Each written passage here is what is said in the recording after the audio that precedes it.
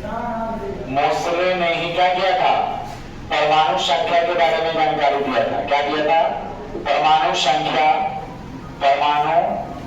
या क्रमांक के बारे में, परमाणु संख्या या क्रमांक के बारे में वो बताया था, जिसको जेड से क्या किया जाता है, डिनोट किया जाता है। किससे डिनोट किया जाता है, जेड से डिनोट किया जाता है। कल हमने बताया था। फिर मैंने ये भी कहा था, है कि नहीं, ये भी कहा था कि जो किसी भी परमाणु में जो परमाणु संख्या होगा, परमाणु संख्या जो होता है ना, अगर वो साधारण सा कोई तत्व है तो परमाणु संख्या जो होगा उसमें मौजूद प्रोटॉनों की संख्या के बराबर होगा। किसके बराबर होगा, प्रोटॉनों की संख्या के बराबर होगा। उतना ही होगा जितना इलेक्ट्रॉन भी होगा। इलेक्ट्रॉन की भी संख्या क्या हो जाएगी, इलेक्ट्रॉन की भी संख्या क्या हो जाएगी, इलेक्ट्रॉन की भी संख्या क्या हो जाएगी, बराबर हो जाएगी। किसी तत्व में अगर तत्व साधारण सा तत्व है तो जितना परमाणु संख्या होगा उतना ही प्रोटॉन होगा और उतना ही क्या होगा, इलेक्ट्रॉन होगा। यानी Z is equal to P is equal to E minus, ये दोनों होता है।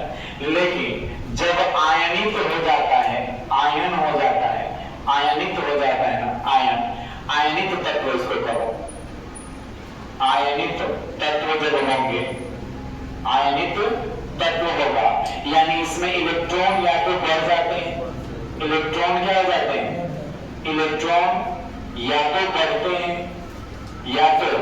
बढ़ते हैं या क्या होता है, या घट जाते हैं, या क्या हो जाता है, घट जाते हैं। बढ़ते कब हैं, जब इलेक्ट्रॉन ग्रहण करते हैं। क्या कहते हैं, ग्रहण करते हैं। इलेक्ट्रॉन जब ग्रहण करेंगे तो क्या लगेगा, ग्रहण यानी बढ़ जाएगा।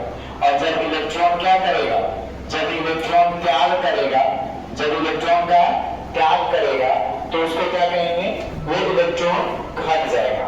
लेकिन जब ग्रहण करता है तो वो ऋणावेशित हो जाता है। क्या हो जाता है, ऋणावेशित हो जाता है,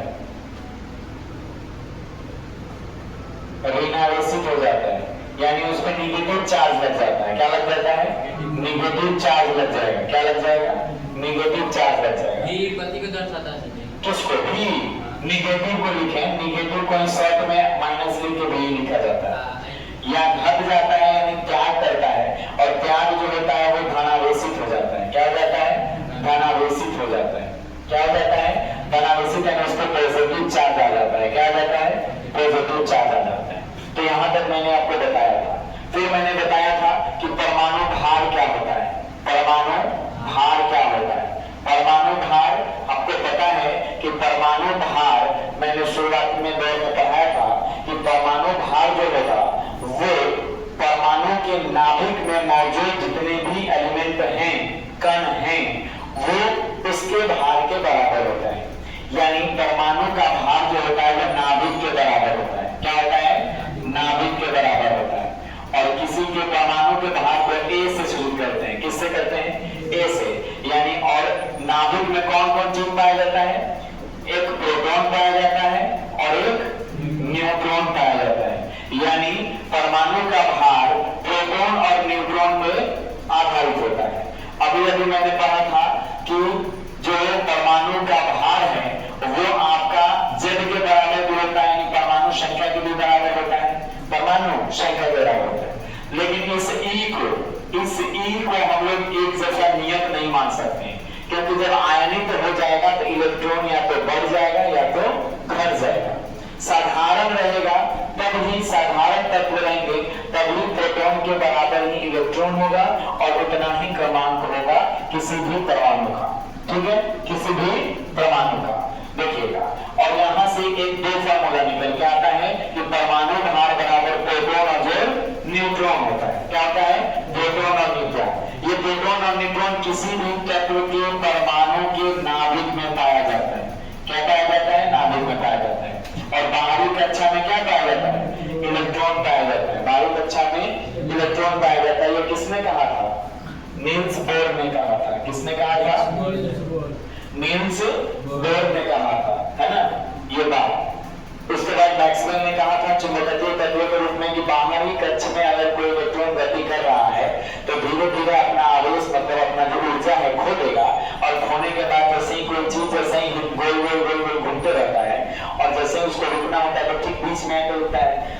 मैक्सवेल कहा था कि इलेक्ट्रॉन बाहरी कक्षा में चक्कर लगा रहे हैं और किसी तृतीय तत्व पर कोई अगर चक्कर लगाता है तो इसके ऊर्जा में क्या होता है, ह्रास होता है।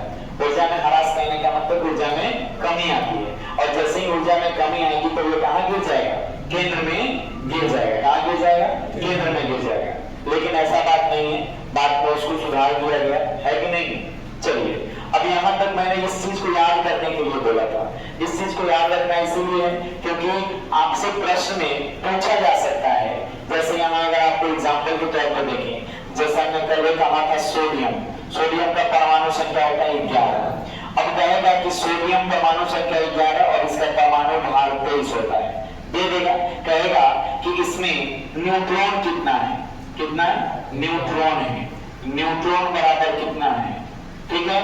परमाणु संख्या कितना है, परमाणु संख्या कितना है, परमाणु संख्या कितना है, ये पूछ सकता है। या आपसे प्रोटॉन पूछ सकता है, क्या पूछ सकता है, प्रोटॉन पूछ सकता है कि कितना है, ठीक है।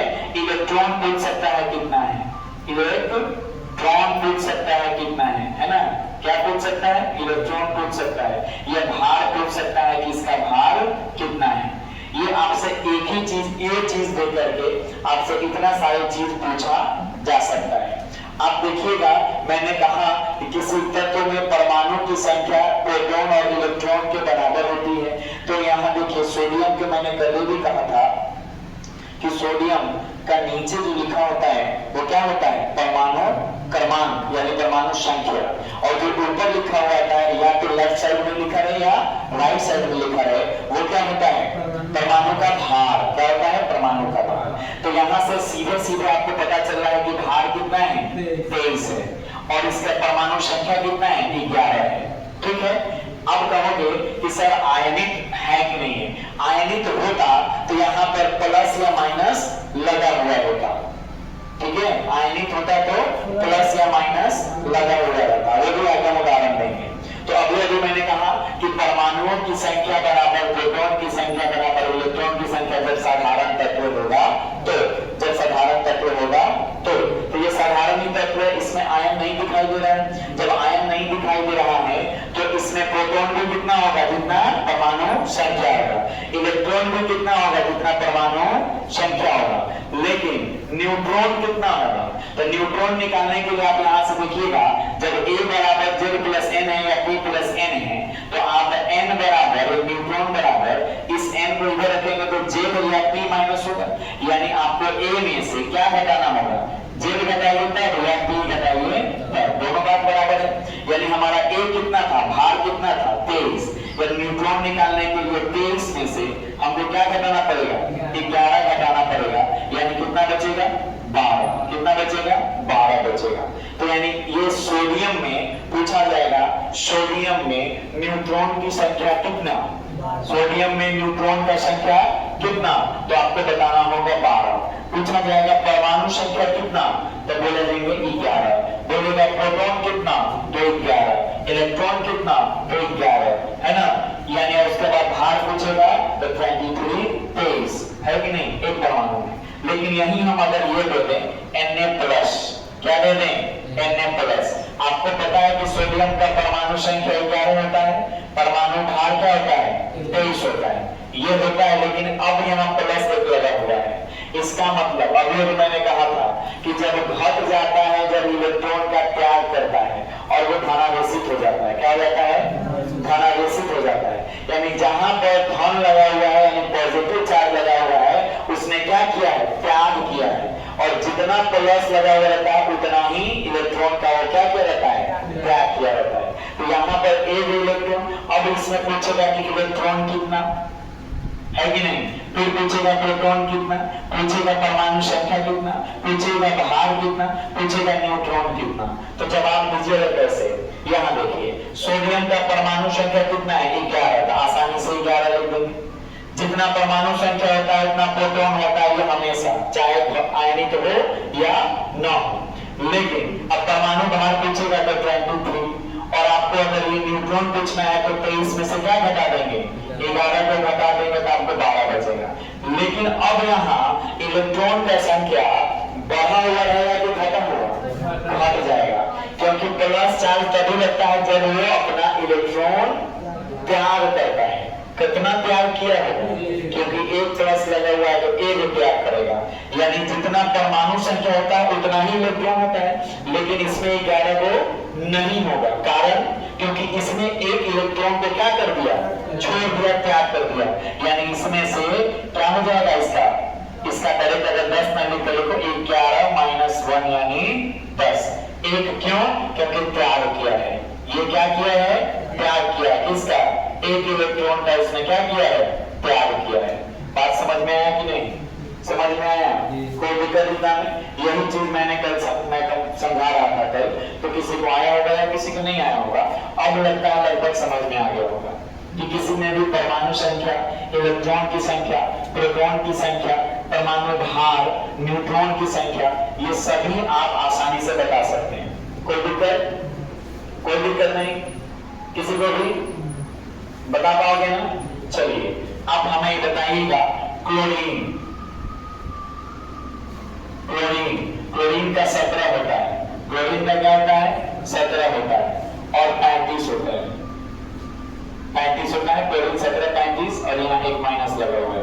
आप इसमें बताइएगा इलेक्ट्रॉन, आप इसमें बताइएगा प्रोटॉन, आप इसमें बताइएगा न्यूट्रॉन, इसमें बताइएगा ए, इसमें बताइएगा जेड, है ना?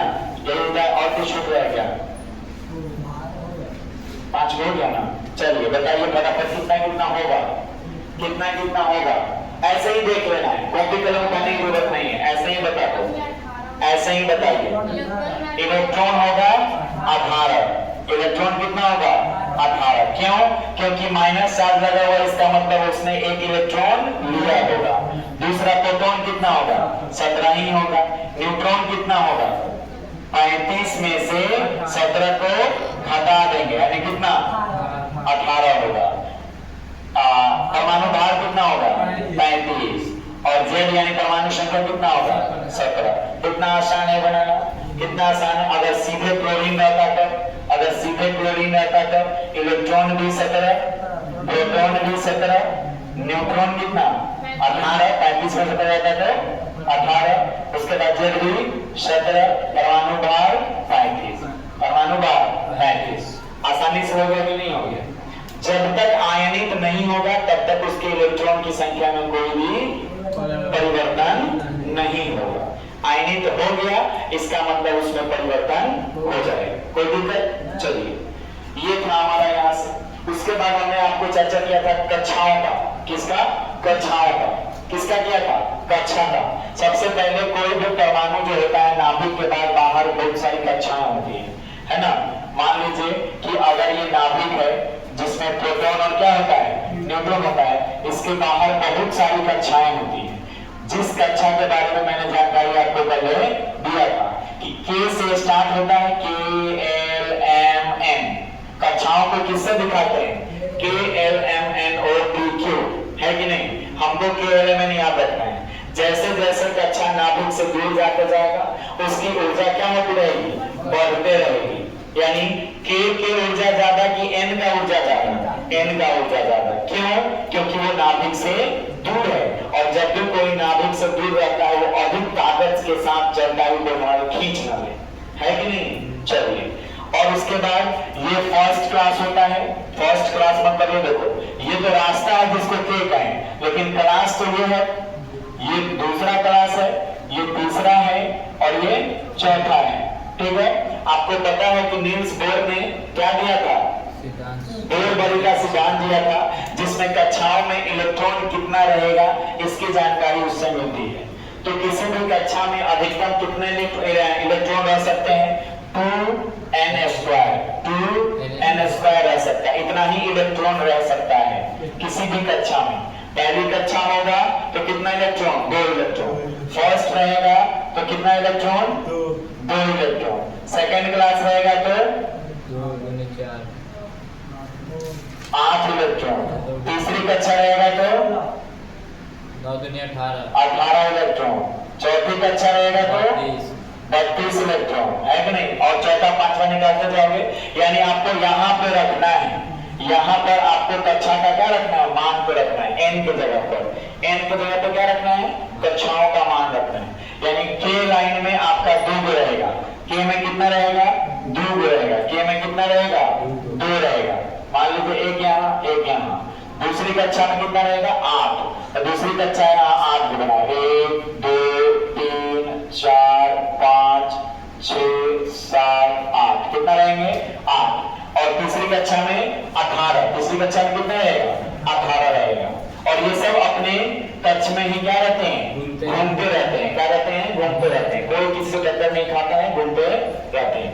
तो ये हमारा कक्षा हो गया, ऑर्बिट हो गया। सेव करो इसको, ऑर्बिट कहते हैं, ऑर्बिट कहते हैं या क्या कहते हैं, सेल कहते हैं। क्या कहते हैं, सेल कहते हैं।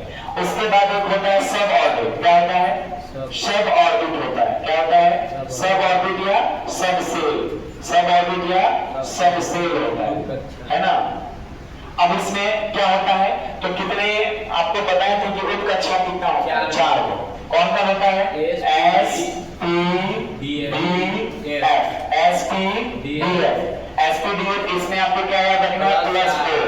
क्या याद रखना है, एस में कितना इलेक्ट्रॉन, 2। उसके बाद +4 करते जाइए, कितना, 6 10 14। यानी कहा जाएगा कि एफ उत्कक्षा में कितने इलेक्ट्रॉन होते हैं, तो आपको क्या बताना है, 14 इलेक्ट्रॉन होते हैं। उससे ज्यादा उसमें नहीं रख सकते। उसके बाद आपका एक और होता है ऑर्बिटल, कक्षक। क्या होता है, कक्षक। ऑर्बिटल यानी कक्षक, जिसमें आपका बक्सा होता है। जितना यहाँ रहता है उसका आधा क्या रहता है, कक्षा रहता है। ये आपका 1 होगा, यहाँ 6 है तो कितना होगा, 3 गो होगा। यहाँ 10 है तो कै गो होगा, 5 गो होगा। कै गो होगा, 5 गो होगा। अगर ये 14 है तो यहाँ कितना होगा, 7 गो। कै गो होगा, 7 गो। 7 गो हो गया, 7 गो होगा। कितना होगा, 7 गो होगा।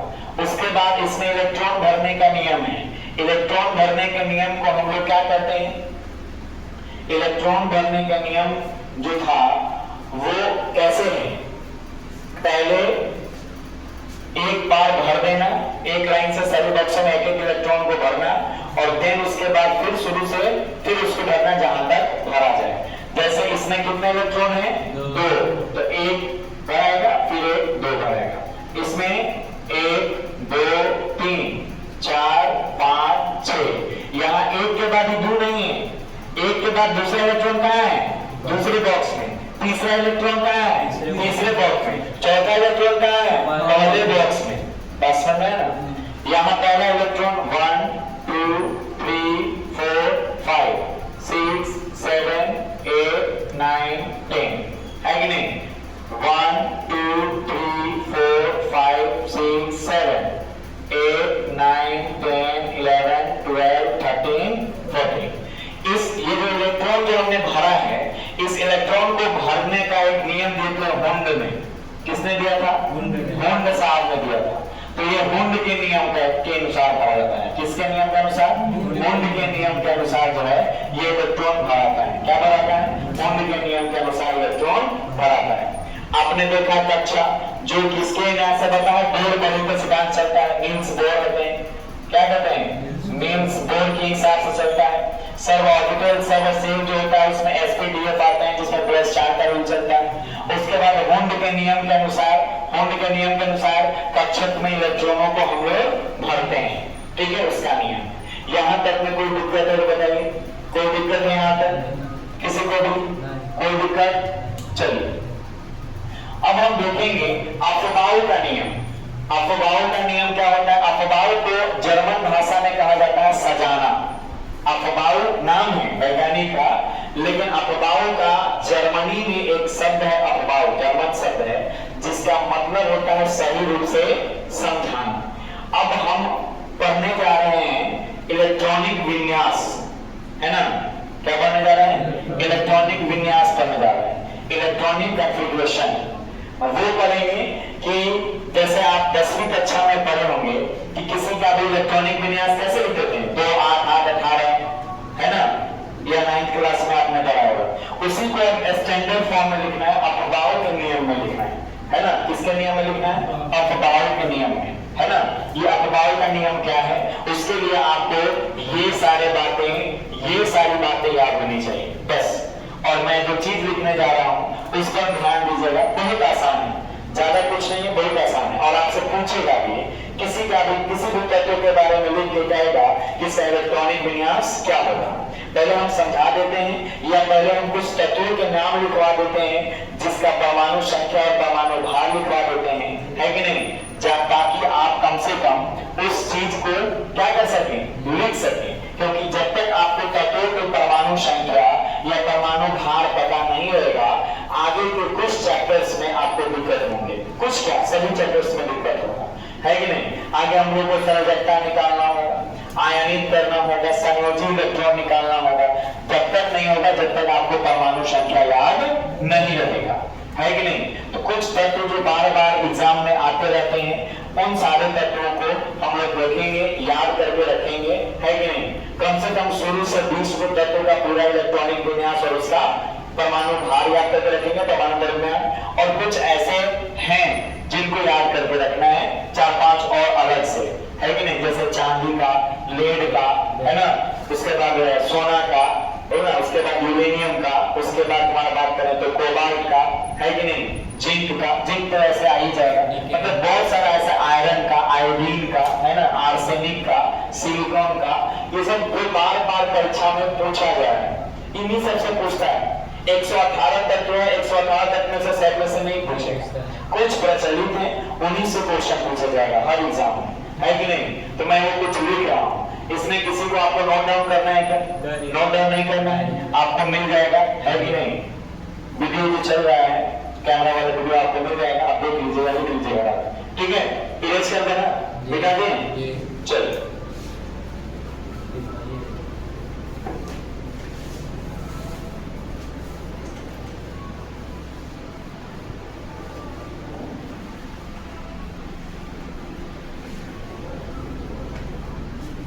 लिखिएगा,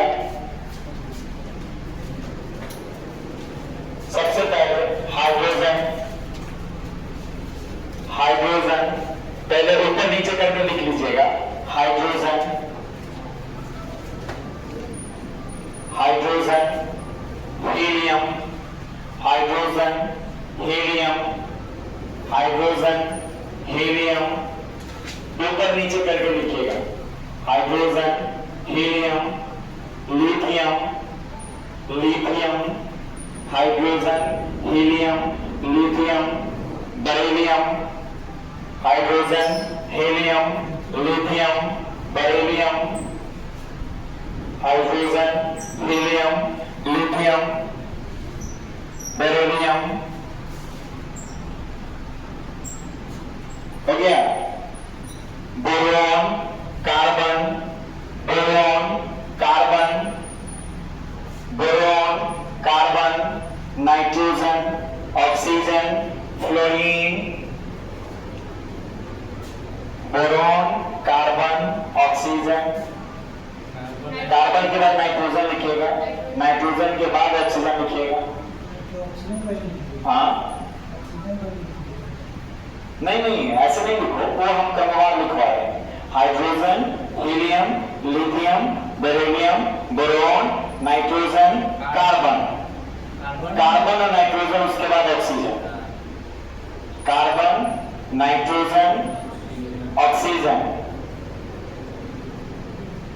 ऑक्सीजन 8वें नंबर पे होगा आपका, है कि नहीं, हो गया। ऑक्सीजन, ऑक्सीजन के बाद लिखिए fluorine, fluorine, fluorine,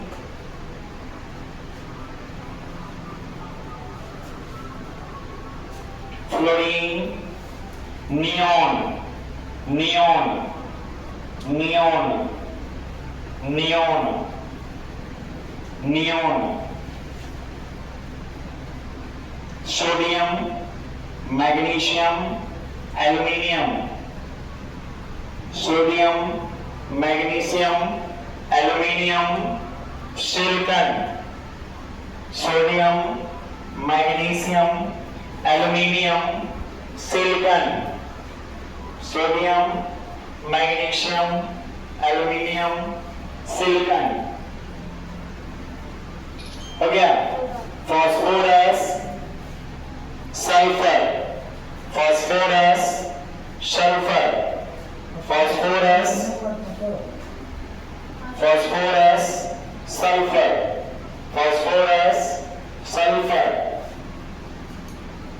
chlorine argon, chlorine हो गया, chlorine argon, chlorine argon, potassium calcium, potassium calcium, argon के बाद potassium calcium, potassium calcium, potassium calcium, 20 हो गया।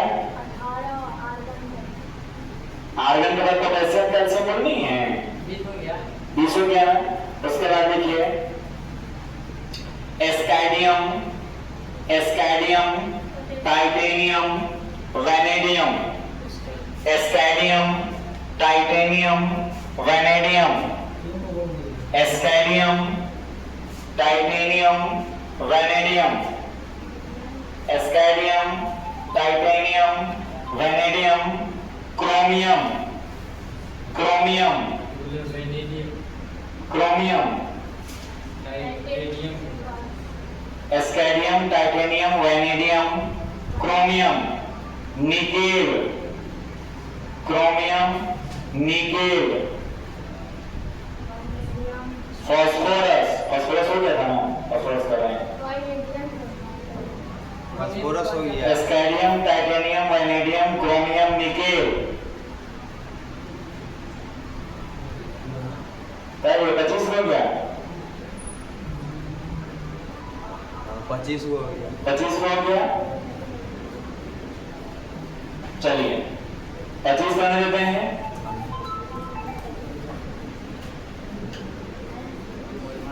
कोई दिक्कत 25 में?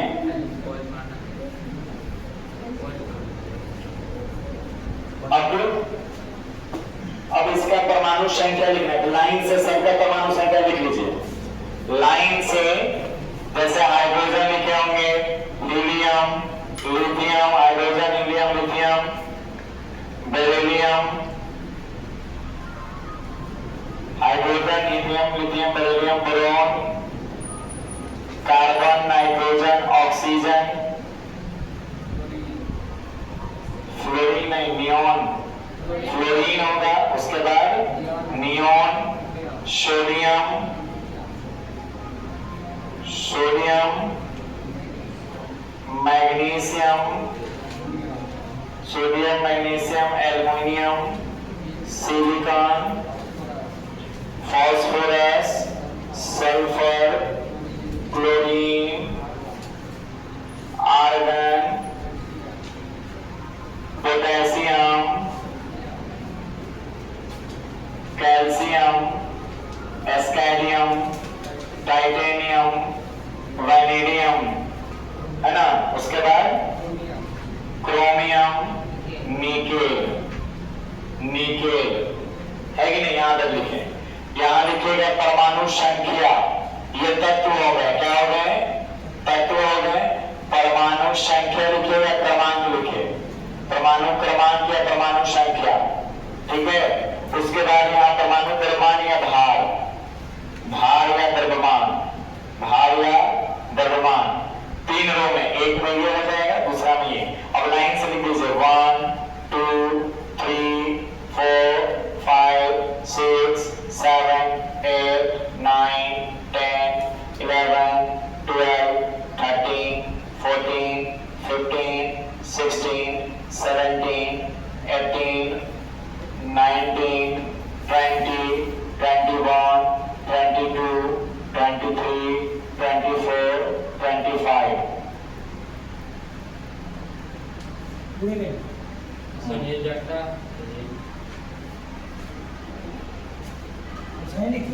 हो गया, हाँ लाइन से नहीं लिखना है, परमाणु संख्या सबका है।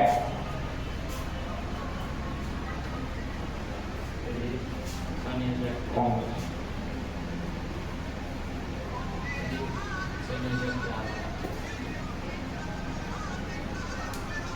आपका नहीं बदला है।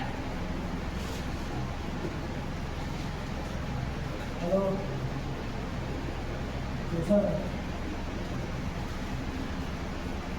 मेरा नीचे से उधर ना अफबाओं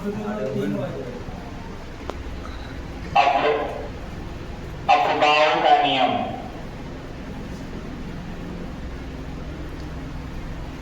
अफबाओं का नियम क्या कहता है?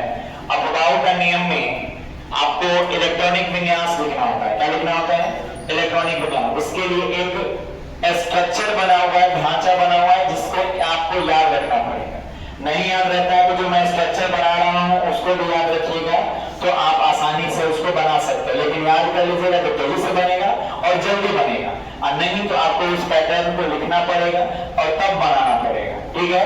अफबाओं के नियम में हम जो लिखे थे सब ऑर्बिट, जो सब ऑर्बिट यानी जो उपकक्षा लिखे थे उसी का इस्तेमाल करते हैं। क्या करते हैं? उसी का इस्तेमाल करते हैं, है कि नहीं? अब यहां देखिए, वहां SPDF था, उपकक्षा क्या था? SPDF, यही ना था।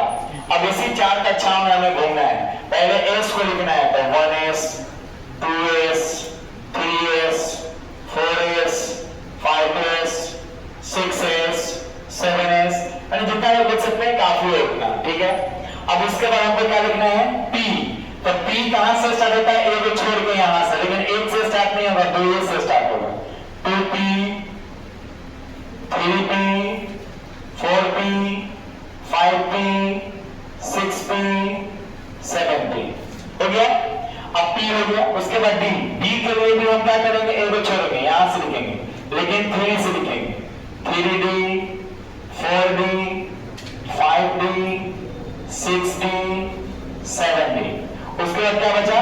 F बचा। F के लिए भी एक छोड़ेंगे, लेकिन यहीं से लिखेंगे 4F, 5F, 6F, 7F। ठीक है? ये पैटर्न है लिखने का। ये क्या है? पैटर्न है लिखने का, जिसको आपको समझना है। अब यहां क्या कह रहा है कि आपको सबसे पहले क्या लिखना है? देखिए, तीर देखिए,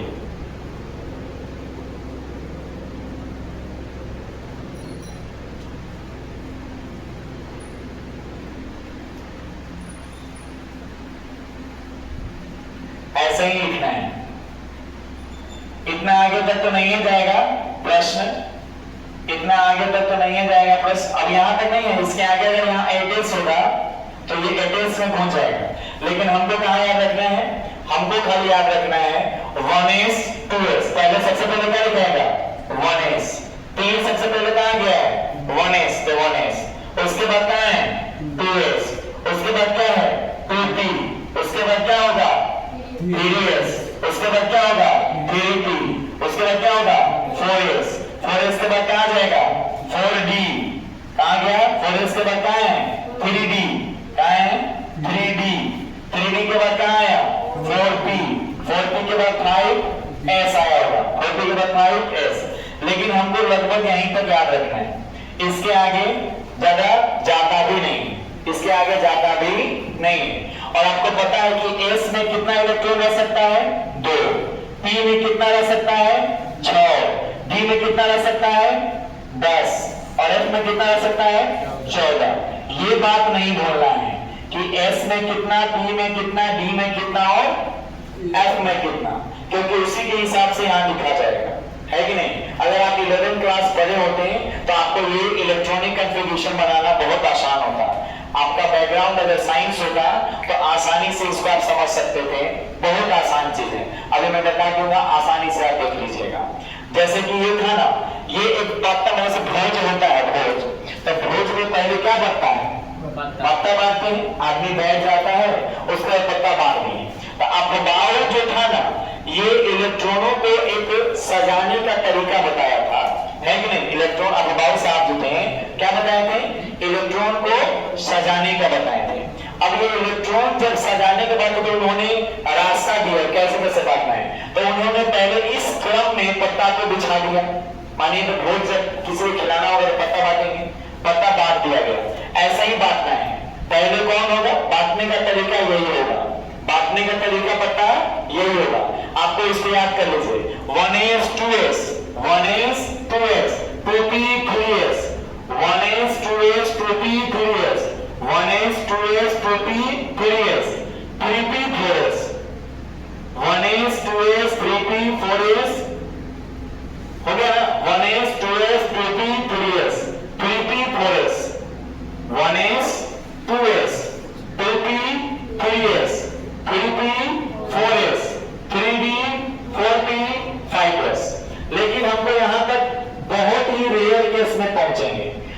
ही रेयर केस में, जब जैसे यहाँ देखो 92 को लिखना होगा, या 79 सोना का इलेक्ट्रॉनिक विन्यास लिखना होगा, या हमको 47 चांदी का लिखना होगा, या ब्रोमीन का लिखना होगा, है ना, क्रोमियम का लिखना होगा, तो हम और आगे तक पहुंचेंगे।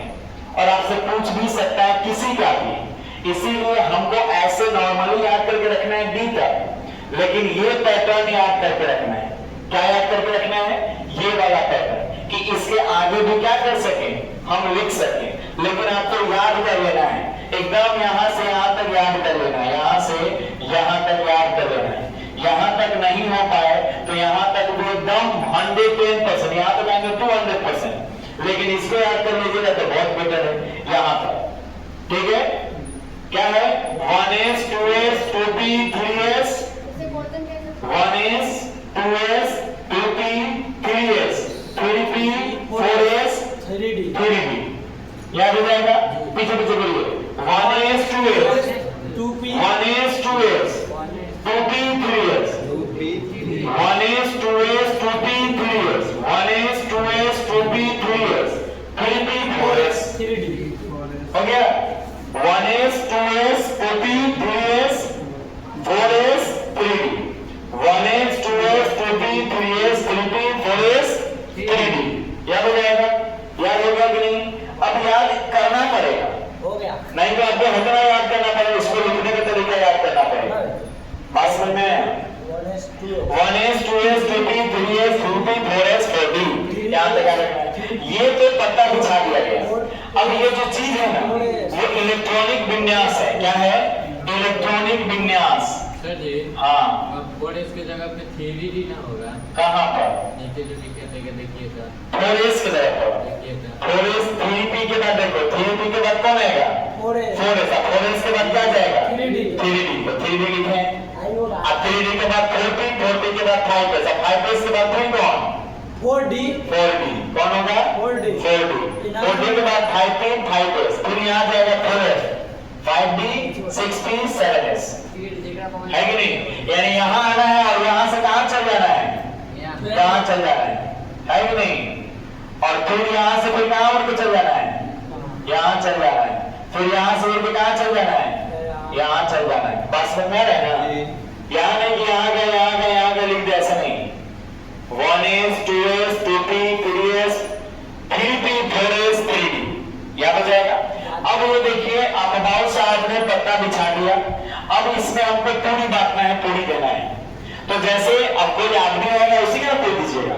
तो मान लीजिए सामने लिखा था यहाँ सोडियम 11, क्या लिखे हैं? आपका मन इसमें से कुछ भी बोल सकते हैं। हम सोडियम 11 लिख रहे हैं फिलहाल अभी। सोडियम को कितना पूरी चाहिए? 11 को पूरी चाहिए। और हमको ये पत्ता में बांटना है, क्योंकि सोडियम के पास नहीं है, सोडियम के पास 11 की पूरी है स्टॉक में, और उसको खिलाना है। इतना लोग बैठा हुआ है, ठीक है?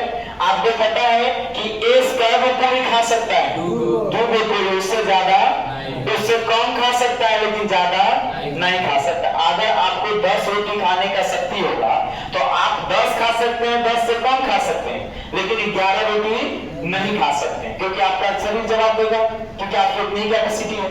तो वही बात है, एस अपने पास 2 ही रख सकता है, 2 से कम रख सकता है, 2 से अधिक नहीं रख सकता है।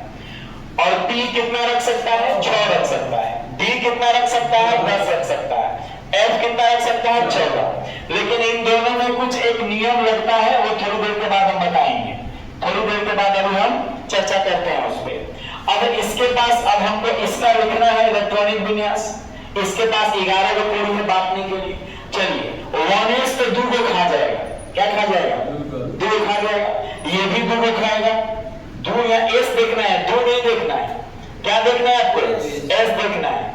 ये भी 2 को खा गया, ये भी 2 को खा गया। P क्या खाएगा? 6। 1s2 2s2 2p 6 हो गया। क्या बता गया? 2 2 4 6 10 को तो बता दिया। अब यहाँ S 2 को खाता, लेकिन पूरिया तो एक क्यों ना बचा है, तो यहाँ क्या देंगे? 1 देंगे। क्या देंगे? 1। और बाद बाकी यहाँ पर भी पता उठा देगा कि पूरी घट गया। पूरी खत्म, भोज खत्म हो जाएगा तो पता बांटेंगे। मुझे खत्म हो गया तो पता कैसे बांटेंगे? समझ में आ रहा है? अब यहीं पर इतने आदमी खाएगा, यानी अब कहेगा सोडियम का इलेक्ट्रॉनिक विन्यास क्या होगा?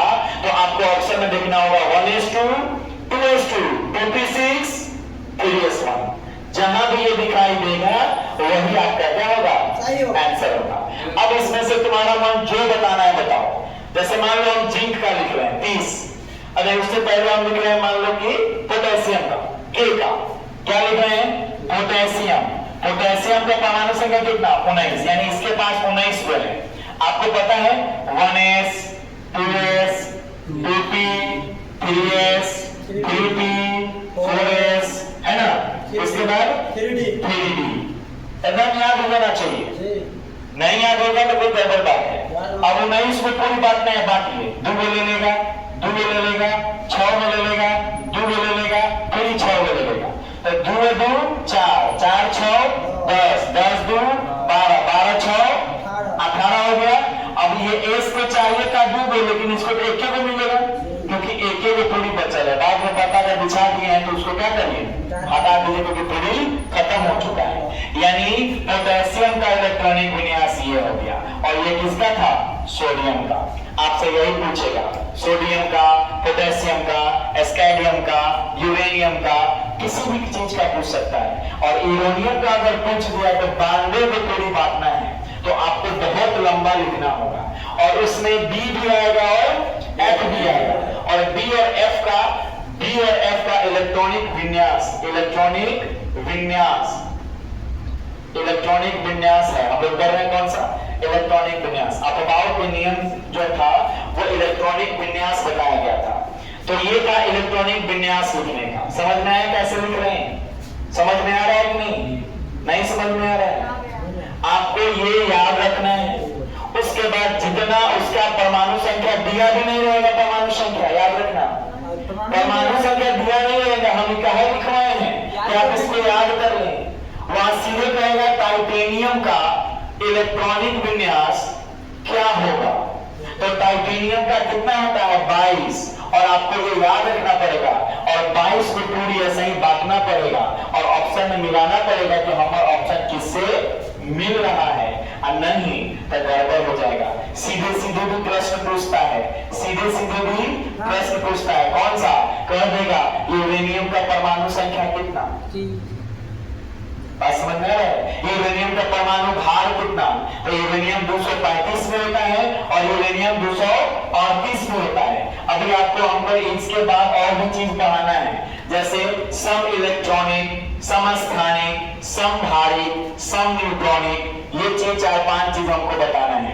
पहले आप ये समझ गए कि नहीं समझ गए, इसमें कोई दिक्कत है आप हमें लिख के बताइए। कोबाल्ट जो 28 होता है, कोबाल्ट 28 का हमें लिख के बताइएगा। चलिए लिखिए, कॉपी में लिखिए कोबाल्ट 28, कोबाल्ट 28 का लिखिए, कोबाल्ट 28 का। रुक जाओ, एक नियम जान लो, बी में कितना होता है 10 लिख सकते हैं, और एफ में कितना लिख सकते हैं 14 लिख सकते हैं। लेकिन जब भी बी के पास 10 को रखने की नौबत आएगी ना, 10 को वो नहीं रखेगा। क्या रखेगा, नहीं रखेगा। या तो ये नहीं 10 रख सकता है, लेकिन 10 से एक कम नहीं रख सकता है। यानी अगर बी के पास 9 बार है ना तो कहेगा कि हम नहीं रखेंगे। क्या है, किसी को अगर 10 रोटी खाने का भूख होगा, उसको 9 खिला के उठा दीजिएगा तो खराब लगेगा कि नहीं लगेगा, खिसिया जाएगा कि नहीं खिसिया जाएगा। इसीलिए बी के जब 9 को मिलता है ना तो खिसिया जाता है। क्या हो जाता है, खिसिया जाता है। कहता है कि हम 9 खाएं, हम 9 को 9 खाएं तो 10 खाएं, तो हमारे 8 को खिलाओ, 2 को कम खिलाओ, है कि नहीं। यानी ये 9 नहीं खा सकता है, यानी बी में 9 नहीं हो सकता है। उसके बाद एक चीज और नहीं हो सकता है, 10 का आधा कितना होता है 5, यानी 5 से एक कम, 4 को नहीं खाएगा। कहेगा कि हमारे 4 को देगा तो नहीं खाएंगे, 4 से कम दो, 3 को दो खा लेंगे, 5 को दो खा लेंगे, 6 को दो खा लेंगे, 4 को देगा तो नहीं खाएंगे, 9 को देगा तो नहीं खाएंगे, या तो 10 को दो या तो 8 को दो। ठीक है, यानी डी में कौन कौन नहीं हो सकता है, 9 नहीं हो सकता है, 4 नहीं हो सकता है। सेम यहाँ भी ये 14 को है ना, तब 13 को नहीं खाएगा, और इसका आधा कितना होता है 7, यानी 6 को नहीं खाएगा, यानी बाकी सब खाएगा, 13 और 6 नहीं खाएगा। ठीक है, बात समझ जैसे कोबाल्ट का 28 लिखिए, इसमें आएगा ई वाला, लिखिए तो F वाला तो नहीं आएगा लेकिन D वाला इसमें आएगा। लिखिए, जरा लिख के देखिए आ रहा है कि नहीं आ रहा है, आ रहा है कि नहीं आ रहा है,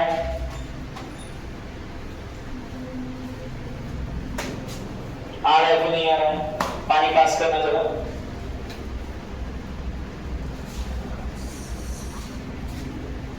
ये आ रहा है।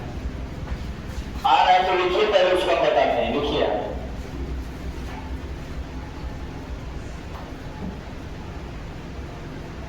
ये आप ना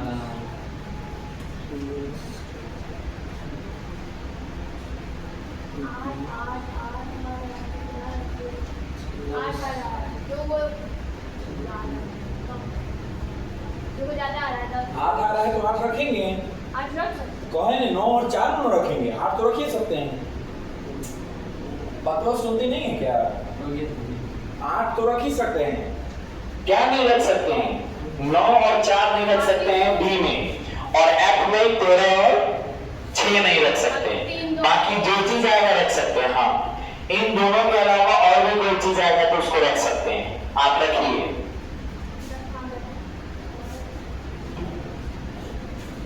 चलिए पता बिछाइए, पता बिछाएं। आ गया। चलिए 1s 2s 2p 3s 3p 4s, उसके बाद 3b है कि नहीं? चलिए 1s में क्या है, 2s में, 2p में, 3s में, 3p में, 4s2 में और d में 8 को बचेगा।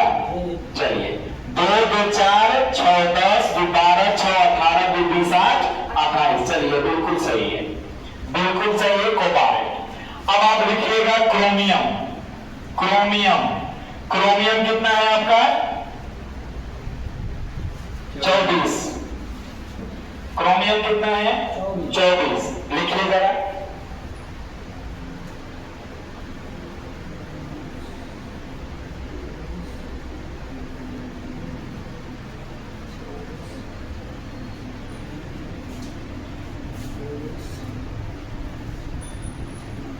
था।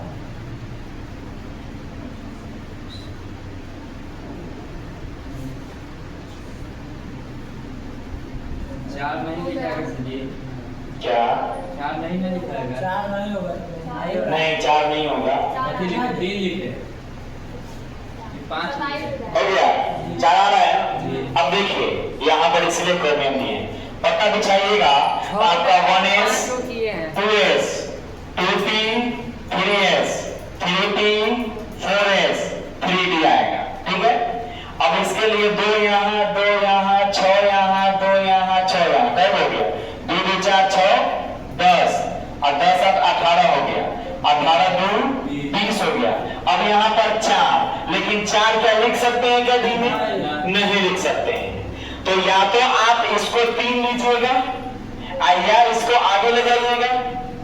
4 तो नहीं हो सकता है, या तो कोई इसको एगो दे दे तो 5 को कर दे, या इसको कोई एगो इससे ले ले तो। अब कोई कहेगा, ये कहेगा भाई साहब एस वाला, ये भैया हमारा में तो 4 को नहीं रह सकता है, तो ये लेगा तो कहेगा हमारा में तो जगह ही नहीं है, 2 पहले से हमारे में क्या है? फिक्स है। तो ये 3D वाला इसको कहा भैया मेरे पास तो 4 को नहीं रह सकता, या ये तुम ले लो। तो ये कहा नहीं, हमारे पास 2 को रखने का जगह है, हम 2 को पहले से रख रहे हैं, अब नहीं जा सकता है। एक काम करो, तो फिर कहता है कि चलो हम जो 2 को रखने का जगह है लेकिन हम 1 भी रख सकते हैं, तुम्हारे पास 4 को रखने की क्षमता नहीं है, तुम 5 को रख सकते हो। तो क्या करो, ये कहता है कि तुम हमको एगो दे दो। क्या करो? तुम हमको एगो दे दो। तो ये क्या करेगा? फोर्स वाला अपने में से इसको एगो दे देगा, यानी ये जब बनेगा तो 1s2 2s2 2p6 3s2 3p6 4s1 हो जाएगा। क्या हो जाएगा? 4s1। और यहाँ हो जाएगा 3d5 3d, और ये गलत हो जाएगा, अब ये सही हो जाएगा। यानी क्रोमियम का इसको ऐसे याद करके रखना है। बात समझ में आया? पिछले वाला सही लेता है, आगे वाला से दे सकता है आगे वाले को, लेकिन वो ज्यादा ठीक नहीं होता है, इसीलिए वो अपने से पिछले वाले से क्या कर लेता है, एगो ले लेता है। हमने कहा था कि किसी ऑर्बिट में यानी सब ऑर्बिट में अगर 2 रखने का जगह है तो या तो 2 रखेगा, उससे कम रख सकता है, लेकिन अधिक नहीं रख सकता है। इस बात को ध्यान में रखिएगा। क्रोमियम के साथ रहेगा और भी बहुत सारे के साथ हो सकता है कि नहीं? चलिए यहां तक तो हमको समझ में आता है कि इलेक्ट्रॉनिक विन्यास समझ में आ गया होगा। चलिए एक और लेख के हमको बताइएगा, वो बताइएगा जिंक का। जिंक का लिख के बताइएगा। जिंक, जिंक का लिख के बताइएगा।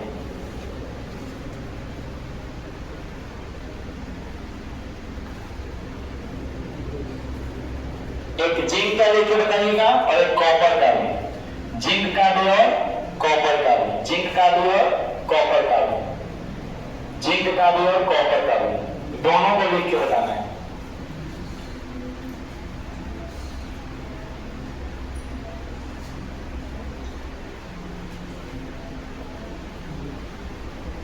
हो गया? जिंक और कॉपर दोनों का बनाना है। जिंक कितना? जिंक कितना है? 30 है। कॉपर कितना है? 29 है। जिंक का बन गया।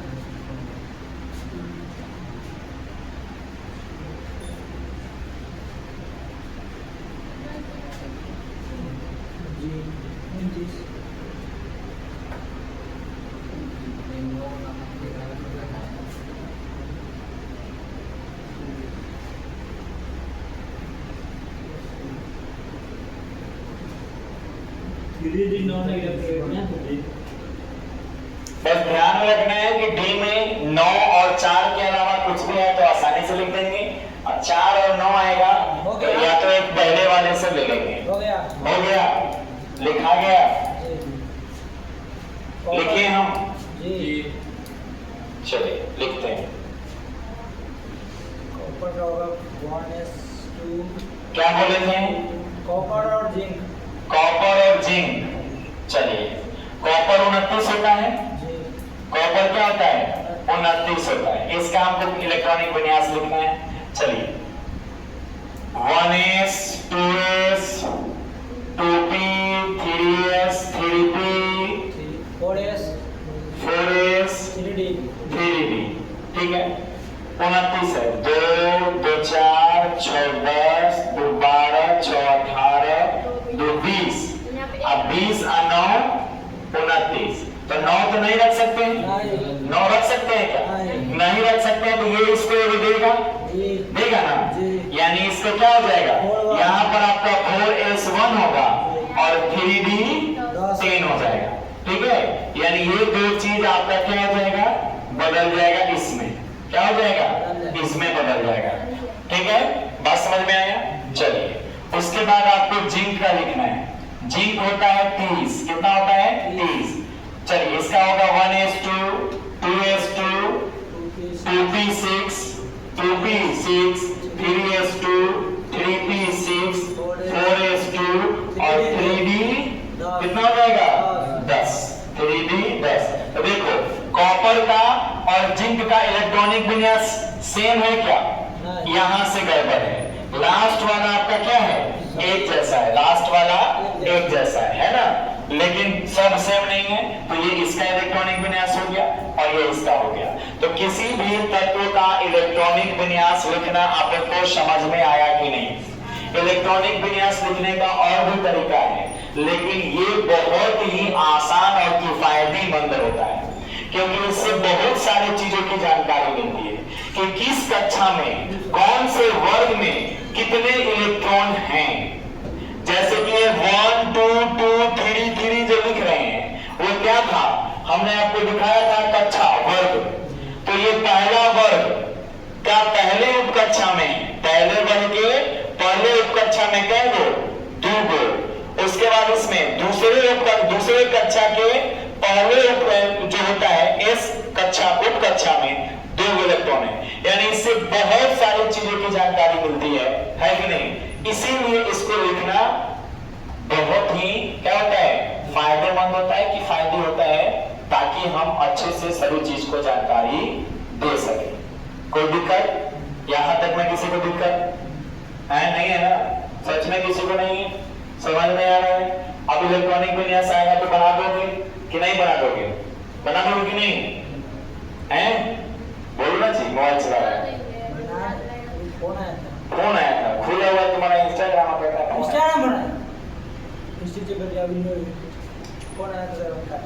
चलिए, कोई दिक्कत इसमें? कोई दिक्कत नहीं है? आसान था कि नहीं था? क्या दिक्कत? एम लाइन से एस पे उठाना है, 1 2 3 4 5 6 7 जहां तक तुम्हारा मन करे लिख देना है। उसके बाद आपको पी उठाना है, क्योंकि एसपीडीएफ होता है, पी उठाना है और पी को स्टार्ट करना है 2 से। कहां से स्टार्ट करना है? और फिर 2 3 4 5 6 7 आपको जहां तक ले जाना ले जाइए। उसके बाद क्या उठाना है? डी उठाना है और डी को 3 से लिखना है, 3 4 5 6 7 8 9 10 लिख के चल जाना है डी के साथ। उसके बाद एफ होता है, एफ को चौथे नंबर से लिखना है, 4 5 6 7 8 9 10 जहां तक लिखना है उसको लिखिए। लेकिन आपको डिफाइडेड कहां तक होगा? लगभग डी तक, 3D तक आप आ सकते हैं, 3D 4D 5D लगभग कोई भी आ भी सकता है। ये यूरेनियम भी आएगा तो यहां तक आएगा, है ना? यहां तक थोड़ा सा आगे जाएगा, ज्यादा नहीं जाएगा, ज्यादा नहीं जाएगा। आप लिख सकते हो यूरेनियम 92 का लिख के देखो, यूरेनियम 92 का लिख के देखो कहां तक जा रहा है। लिख के देखो यूरेनियम 92 का, घरे से लिखना। क्या रहेगा? होमवर्क तुम्हारा रहेगा यूरेनियम, सोना, चांदी, यूरेनियम, सोना, चांदी और ब्रोमीन, ठीक है ना? उसके बाद और भी लिखवाए थे लास्ट में, आयोडीन, टंगस्टन लिखवाए थे ना?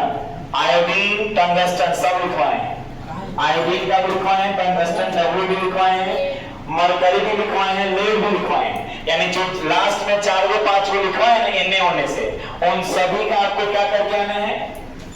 इलेक्ट्रॉनिक विन्यास लिख के लाना है। क्या लिख के लाना है? इलेक्ट्रॉनिक विन्यास लिख करके लाना है। कोई दिक्कत? चलिए, अब इलेक्ट्रॉनिक विन्यास हो गया। अब हम लोग इसके आगे चलते हैं। थोड़ा सा जानकारी का जो बीच में छूट गया था, बीच में ही देना चाहिए, बीच में उसको देना चाहिए। परमाणु जिस समय पढ़ा रहे थे उसी समय देना चाहिए, जिस समय इलेक्ट्रॉन पढ़ा रहे थे, प्रोटॉन पढ़ा रहे थे, न्यूट्रॉन पढ़ा रहे थे, उसी समय उसकी जानकारी देना चाहिए। वो थोड़ा सा मिसमाइंड हो गया, छूट गया, उसको मैं बता देता हूँ, है ना?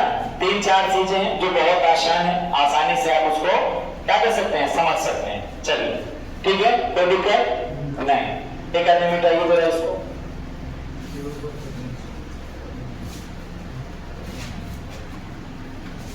सम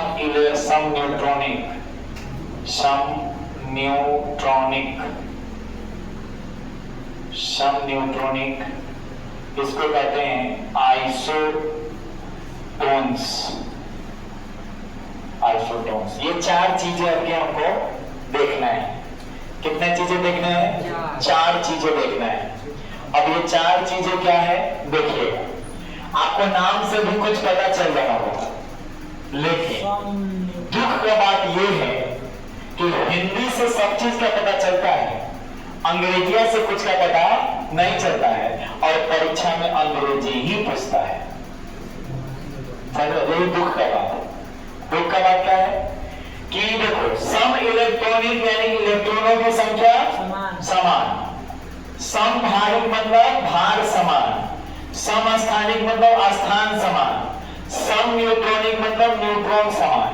लेकिन हिंदी जैसा पता चल रहा है, लेकिन परीक्षा में हिंदी पूछता ही नहीं है।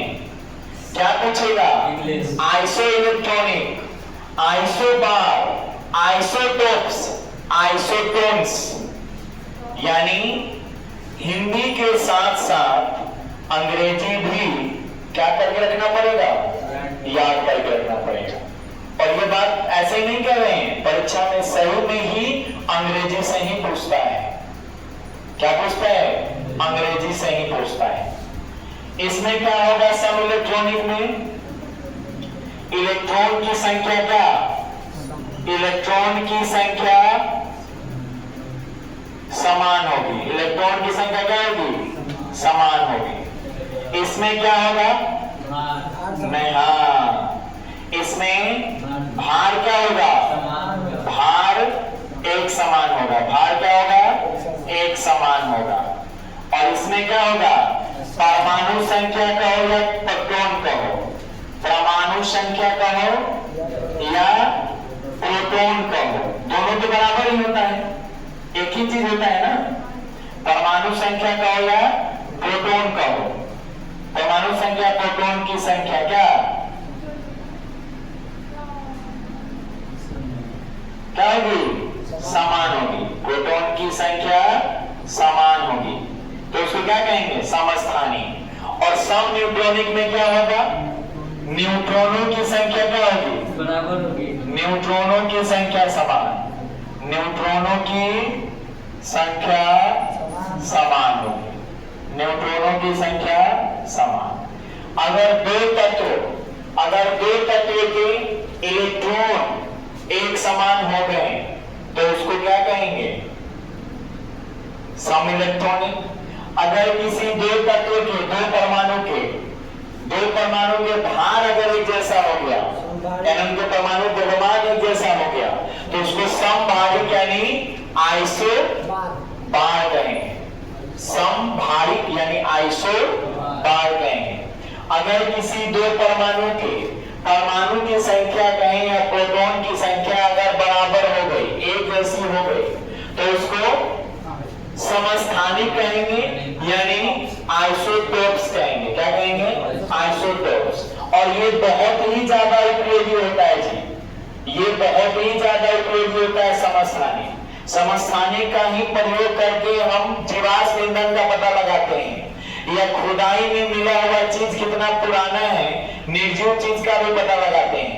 कैंसर का इलाज किया जाता है, घेंघा रोग का इलाज किया जाता है, एनीमिया का इलाज किया जाता है। ये सभी चीजों का यूज किससे किया जाता है? समस्थानिकों का प्रयोग करके किया जाता है ना। यानी इन सभी चीजों में सबसे अगर ज्यादा किफायती चीज कोई है जिसके बारे में हमें जानना है वो समस्थानिक है। क्या है? समस्थानिक है कि नहीं? समस्थानिक से बहुत सारी चीजों की जानकारी मिलती है। बात समझ में आया कि नहीं? अब देखिएगा सम इलेक्ट्रॉनिक में जैसे सोडियम और कैल्शियम का देखिएगा। किसका देखिएगा? सोडियम और कैल्शियम का। सोडियम और कैल्शियम में आयन, सोडियम का छोड़ो, मैग्नीशियम और एल्युमिनियम ले लो, मैग्नीशियम और एल्युमिनियम ले लो, मैग्नीशियम और एल्युमिनियम, मैग्नीशियम और एल्युमिनियम, मैग्नीशियम और एल्युमिनियम। बताइएगा एल्युमिनियम कितने नंबर पे था? एल्युमिनियम कितने नंबर पे था? 13 नंबर पर। Sodium, potassium, magnesium, sodium, magnesium, aluminium, sodium, magnesium और एल्युमिनियम। यहाँ क्या था? ये 13 नंबर पे था और ये किस नंबर पे था? 12 नंबर पे था। किस नंबर पे था? 12 नंबर पे था। अब आप इसमें हमको क्या निकालना है? इलेक्ट्रॉन की संख्या। आपको पता है कि जब प्लस रहता है इसका मतलब क्या होता है? त्याग। प्लस रहता है इसका मतलब त्याग होता है, यानी उतना छोड़ा होगा, है ना। कहीं कहीं पे 3 प्लस लिख देगा तो, या प्लस लिख के 3 भी लिख देगा तो इतना ही बराबर का बात होगा। प्लस लिख के भी अगर 3 लिख देगा मतलब 3 भी इलेक्ट्रॉन का त्याग किया है। यहाँ 2 गया तो +2 भी ऐसे करके लिख देगा तो ये क्या है? 2 इलेक्ट्रॉन का त्याग हुआ है। कितने इलेक्ट्रॉन का? 2 इलेक्ट्रॉन का त्याग हुआ है। कितने इलेक्ट्रॉन का त्याग हुआ है? 2 इलेक्ट्रॉन का त्याग हुआ है। ठीक है कि नहीं? अब इसमें आप इलेक्ट्रॉन की संख्या बताइएगा कितना होगा? इलेक्ट्रॉन की संख्या कितनी होगी बताइए। पहले वाले में 12 था, 3 को दे दिया, क्या बचा? 9 को बचा। इसमें 13 को था, 2 को दे दिया, क्या बचा? 11 को बचा। क्या बचा? 11 को। 3 को दे दिया, क्या बचा? 11 को दे दिया, है कि नहीं? उल्टा लिख देगा, मैग्नीशियम में 2 को, एल्युमिनियम में 3 को, सॉरी, मैग्नीशियम में 2 को और एल्युमिनियम में क्या को? 3 को। अब बताना इसमें क्या होगा? 10 और इसमें भी क्या होगा? 10। इलेक्ट्रॉन और इलेक्ट्रॉन का क्या हो गया? संख्या बराबर। इलेक्ट्रॉन और इलेक्ट्रॉन की संख्या बराबर। और जब इलेक्ट्रॉन और इलेक्ट्रॉन की संख्या बराबर तो उसको क्या कहेंगे? सम इलेक्ट्रॉनिक। यानी मैग्नीशियम आयन और एल्युमिनियम आयन कैसे तत्व हैं? सम इलेक्ट्रॉनिक यानी आइसो इलेक्ट्रॉनिक तत्व हैं। ऑक्सीजन का भी देख लो, ऑक्सीजन का क्या होता है? ऑक्सीजन में माइनस होता है। कितना माइनस होता है? 2 माइनस होता है। कितना माइनस होता है? 2 माइनस होता है ऑक्सीजन में। अब ऑक्सीजन का कितना होता है? 8। कितना होता है? 8 जो है 2 ले लिया, क्या ले लिया? यानी इसको क्या कहेंगे? इलेक्ट्रॉन कितना हो गया? 10 हो गया। यानी मैग्नीशियम आयन, एल्यूमिनियम आयन या ऑक्सीजन आयन, ये तीनों क्या हैं? सम इलेक्ट्रॉनिक हैं। क्या है? सम इलेक्ट्रॉनिक है। क्यों? क्योंकि इनमें इलेक्ट्रॉनों की संख्या क्या है? बराबर है। इलेक्ट्रॉनों की संख्या क्या है? बराबर है। बताइए कोई दिक्कत है? कितना आसान है, खाली याद रखना है। बहुत आसान है कि नहीं है? अच्छा सर जी, प्लस में 4 भी लिख सकता है? जी नहीं, किस नहीं, ये होता है। मैग्नीशियम 2 ले सकता है, ये 2 लेता है, ये 3 लेता है, ये 2 कैसे लेता है? आप जब संयोजकता पढ़ लेंगे ना, संयोजकता जब मैं पढ़ाऊंगा, संयोजी इलेक्ट्रॉन, उसी के हिसाब से ये आयन चलता है। ठीक है? बाहरी कक्षा में इलेक्ट्रॉनों की संख्या से ही हमें पता चलता है कि वो कौन सा आयन बनेगा, धनायन बनेगा कि ऋणायन बनेगा। ठीक है? बात समझ में आया? अगर बाहरी कक्षा में 1 2 3 है ना, 1 2 3 इलेक्ट्रॉन रहते हैं, तो ये क्या कर देते हैं? त्याग कर देते हैं। क्या कर देते हैं? त्याग कर देते हैं। लेकिन अगर बाहरी कक्षा में किसी इलेक्ट्रॉन की संख्या 5 6 7 रहता है, क्या रहता है? 5 6 7 रहता है, तो वो इलेक्ट्रॉन को ग्रहण करते हैं। क्या करते हैं? ग्रहण करते हैं। है कि नहीं? बात समझ में आया? जैसे ही इलेक्ट्रॉन को कोई ग्रहण करेगा तो नेगेटिव चार्ज लगेगा, और जो त्याग करेगा तो वो पॉजिटिव। तो हमने आपको बताया था कि जितने भी गैस हैं वो सब क्या होते हैं? अधातु होते हैं, और जितने भी अधातु हैं वो सभी पर ऋणायन होता है। क्या होता है? ऋणायन होता है। और जितने भी धातु हैं उन सभी पर धनायन होता है। क्या होता है? धनायन होता है। बात समझ में आया कि नहीं? जितने भी धातु होंगे वो सभी क्या होंगे? धनायन होंगे, और जितने भी अधातु होंगे वो सब क्या होंगे? ऋणायन होंगे। है कि नहीं? और 4 वाला साझा कर लेता है, मिला लेता है। 4 वाला क्या कर लेता है? साझा कर लेता है, मिला लेता है ना? क्या कर लेता है? मिला लेता है। बात समझ में आया? बात समझ में आया कि नहीं? कोई दिक्कत? सम इलेक्ट्रॉनिक में कोई दिक्कत? अब समभारित में क्या होगा? भार समान। क्या होगा? भार समान। भार समान में देखिएगा, कार्बन और नाइट्रोजन, कार्बन और नाइट्रोजन, कार्बन का कितना होता है? 6, और नाइट्रोजन का कितना होता है? 7। कितना होता है? लेकिन दोनों का परमाणु द्रव्यमान कितना होता है? 14। दोनों का परमाणु द्रव्यमान कितना होता है? 14 होता है। कार्बन का भी परमाणु द्रव्यमान 14, और नाइट्रोजन का भी परमाणु द्रव्यमान 14। यानी इसका भी भार क्या है? इसका भी भार 14 है, और इसका भी भार क्या है? 14 है। तो जब दोनों का भार समान हो गया, यानी ऊपर वाला अगर बराबर हो गया, तो उसको क्या कहेंगे? समभारी यानी आइसोबार। समभारिक यानी आइसोबार कहेंगे। क्या कहेंगे? आइसोबार कहेंगे। समभारिक यानी क्या कहेंगे? आइसोबार कहेंगे। बात समझ में आ रहा है कि नहीं? है? आ रहा है? क्या कहेंगे? आइसोबार कहेंगे, जिसमें उसका द्रव्यमान क्या हो जाएगा?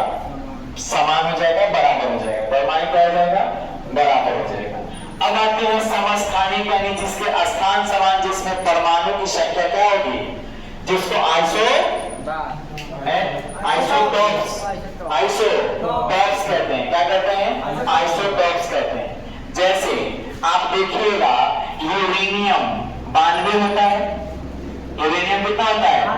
एक यूरेनियम 92 होता है जिसका 235 होता है, और एक यूरेनियम होता है जिसका 92 होता है लेकिन 238 होता है। क्या होता है? 38 होता है। बात समझिएगा, एक यूरेनियम तत्व है जिसका परमाणु संख्या कितना होता है? 92, जिसका परमाणु द्रव्यमान 235 होता है। यूरेनियम एक 92 होता है, एक वही 92 है यूरेनियम का, लेकिन एक 238 होता है। क्या होता है? 238 होता है। यानी यूरेनियम के कितने समस्थानिक हो गए? 2। उसी प्रकार हाइड्रोजन के भी 3 समस्थानिक होता है। एक H1H1 होता है, एक H1H2 होता है और एक H1H3 होता है। यानी हाइड्रोजन के कितने समस्थानिक होते हैं?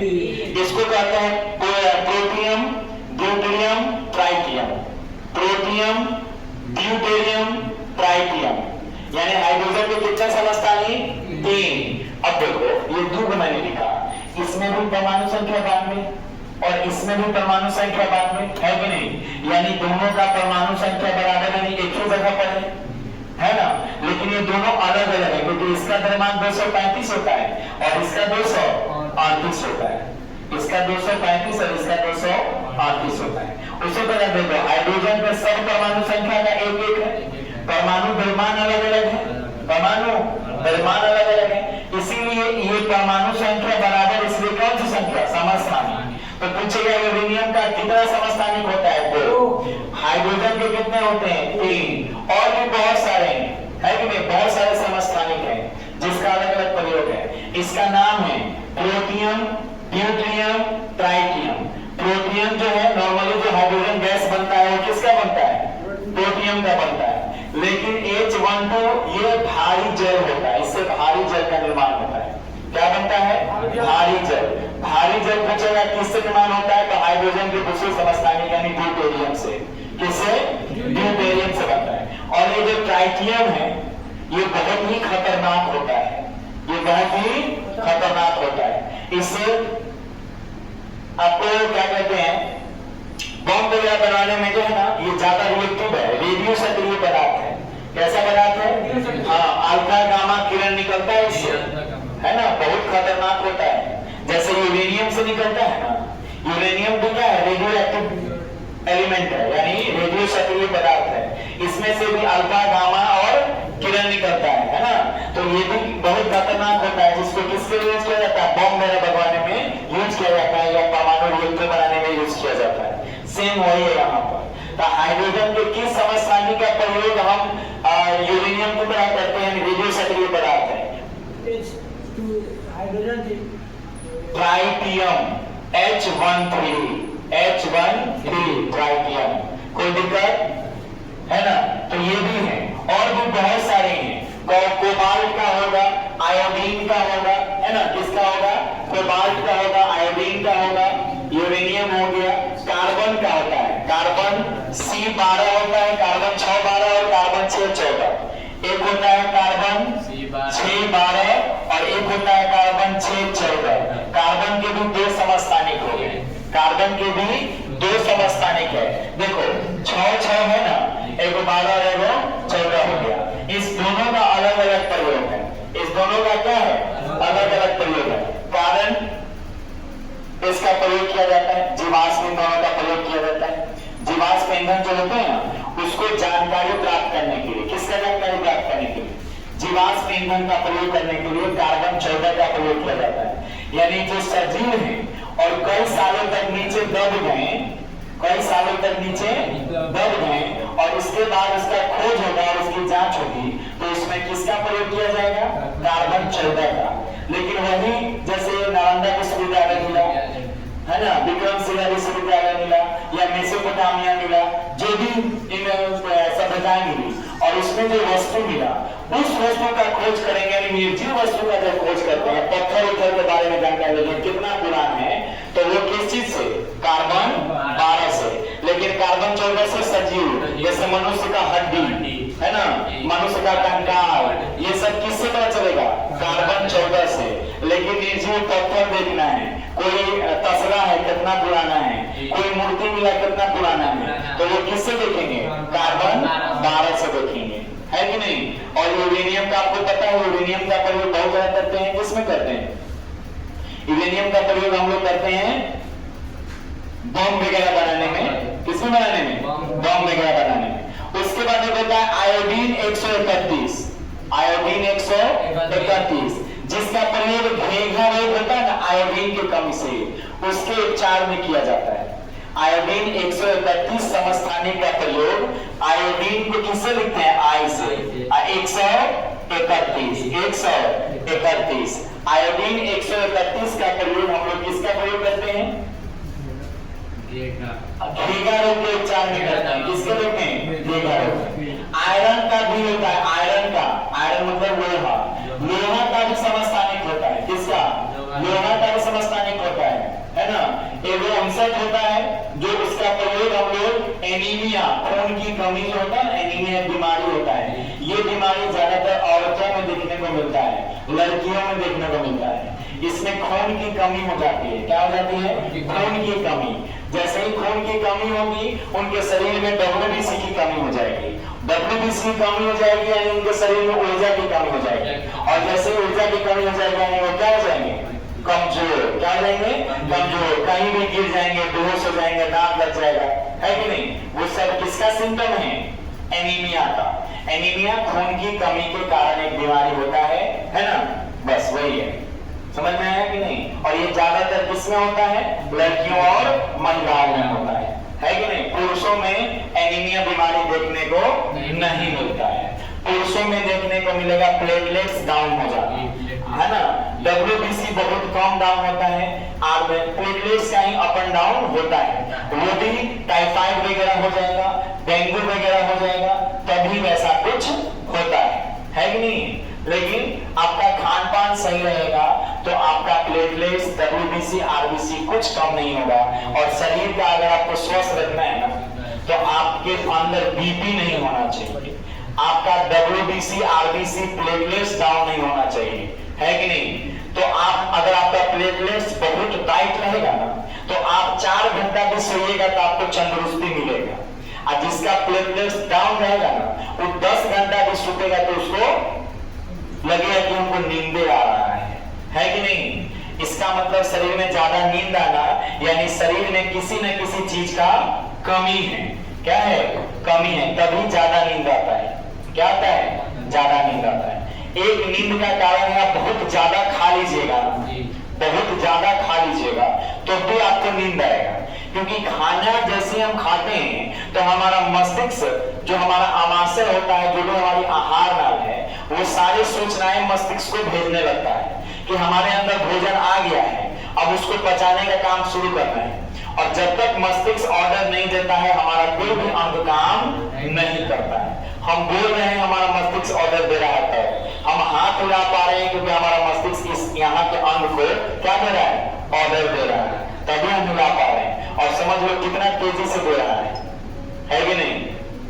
है ना? विद्युत आवेग होता है हमारे शरीर में, जैसे करंट कितना तेजी से भागता है वैसा ही मस्तिष्क द्वारा भी होता है। 1/11 सेकेंड, 1/11 सेकेंड में हमारा आवेग हमारे शरीर तक पहुंचता है कि नहीं? 1/11 सेकेंड समझ सकते हो कितना हो गया? हाथ करके देख लेना, उतना सेकेंड में उतना लग जाता है। अब वहां से वो चीज बता रहे थे, क्या बता रहे थे? हाँ, एनीमिया।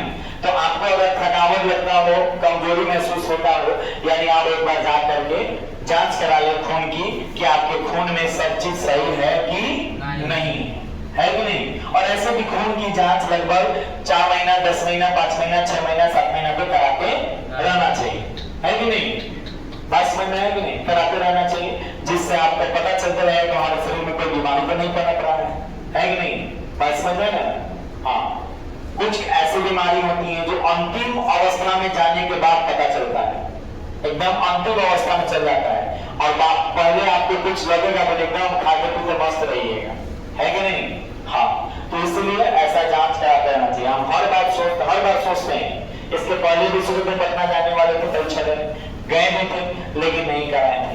अब एक दिन स्पेशल उसी के लिए जाना होगा। सामने हॉस्पिटल है तो इसमें कोई व्यवस्था नहीं है कि नहीं? सारा रूम वगैरह, लैब वगैरह लगा के रखा है, लैब रूम लगा के रखा है, लेकिन कोई सिस्टम नहीं है कि नहीं? तो वो सारे हैं, हम लोग समस्थानिक समझ रहे थे। तो यूरेनियम 235 को चट्टान, बहुत बड़ा बड़ा पहाड़ का जांच करने के लिए प्रयोग किया जाता है। किसका? यूरेनियम 235 का प्रयोग किसके लिए करते हैं? चट्टानों की जांच करने के लिए। किसका जांच? चट्टानों का जांच करने के लिए करते हैं। इसको आपको पता है, ये साधारण जल होता है, इससे जल बनता है।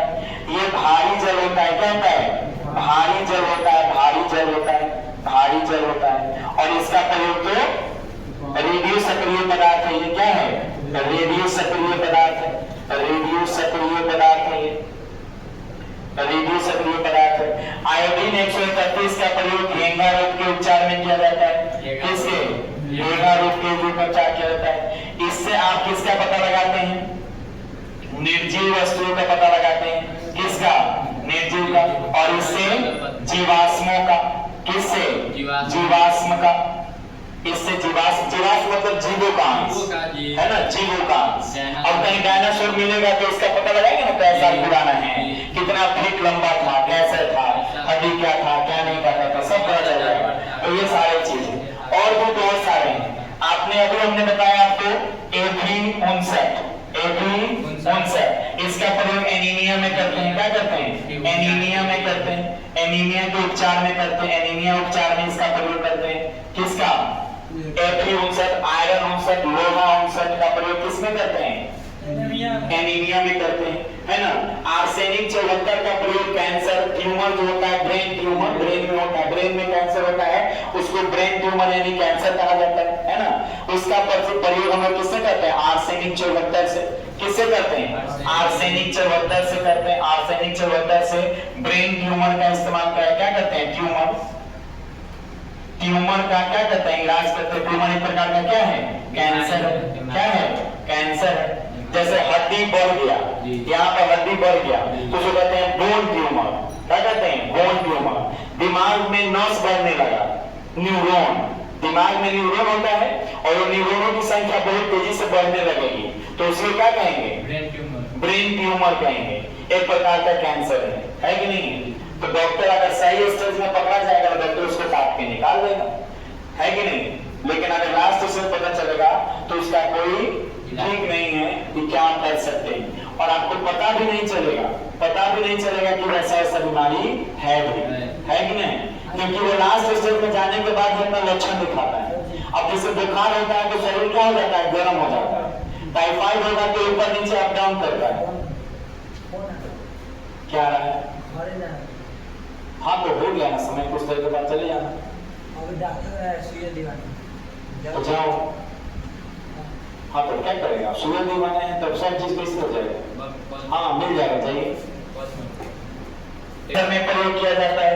उसके बाद सोडियम का प्रयोग किया जाता है। सोडियम है ना, एक सोडियम कितना होता है? सोडियम 23 होता है। सोडियम 23 होता है और सोडियम 24 भी होता है। सोडियम 23 और सोडियम 24, सोडियम 23 और सोडियम 24, इन दोनों का भी प्रयोग हम लोग करते हैं। सोडियम 23 का प्रयोग तंत्रिका तंत्र में करते हैं, है ना, दिमाग में। आपके शरीर में से सोडियम निकल जाएगा ना तो आपका मस्तिष्क काम करना क्या कर देगा? स्लो हो जाएगा। बंद नहीं करेगा, स्लो हो जाएगा, बहुत देर के बाद, है ना। जैसे आदमी बहुत पानी पीता है और बहुत पेशाब लगता है कि नहीं? बहुत ज्यादा पानी पीतेगा तो बहुत ज्यादा पेशाब लगेगा और पेशाब के माध्यम से अमोनिया निकलता है शरीर से। क्या निकलता है?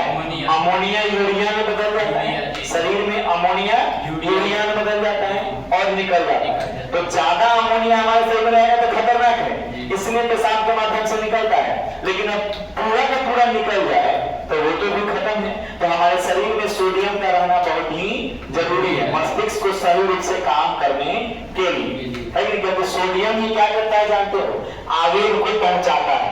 हमारे शरीर में सोडियम नहीं रहेगा तो यहाँ चोट लगेगा तो यहाँ सूचना हमें जयबे नहीं करेगा, तो तंत्रिका तंत्र जो काम करता है, न्यूरॉन, तंत्रिका तंत्र माने कि न्यूरॉन, वो किसके कारण काम करता है? तेज के कारण। किसके कारण? तेज के कारण तंत्रिका तंत्र का काम करता है सही रूप से। तो सोडियम तेज, सुन के सुइया, हाँ, तो वही में करता है, सूचना वहां से बंद कर देता है। सूचना क्या कर देता है? बंद। कोई शांत होता है, सुना देगा तो बेहोश हो जाएगा, यानी आपका मस्तिष्क यहाँ का खत्म कर दिया। मस्तिष्क का सूचना क्या हो गया?